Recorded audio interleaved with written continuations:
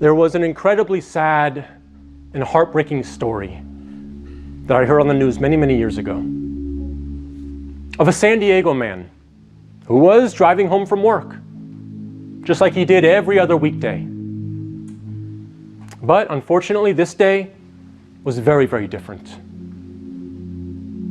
And that's because when he was driving home and he was getting closer to his neighborhood, he heard sirens and he became very concerned.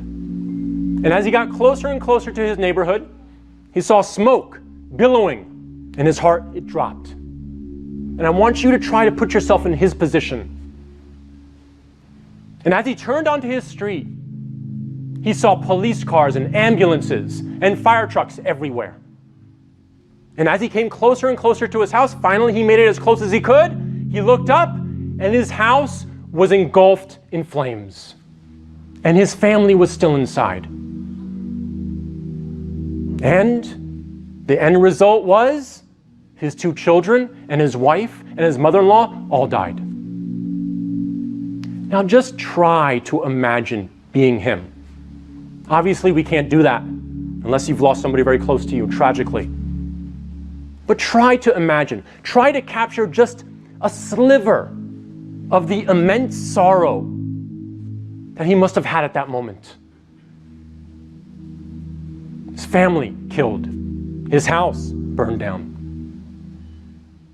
Now, listen to this hadith of the Prophet, peace and blessings be upon him. He said, the person that misses the Asr prayer, it's as if they lost their family and all their wealth.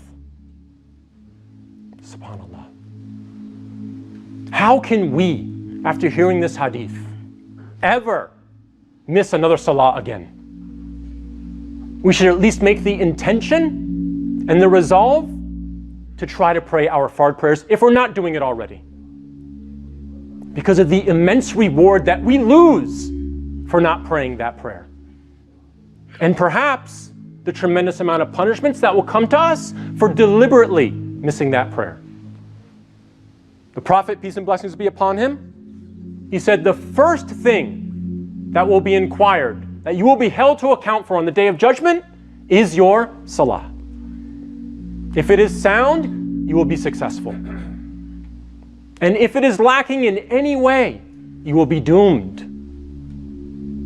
In another hadith, the Prophet, peace be upon him, he said that if someone leaves off the prayer, meaning they don't pray, they are a disbeliever.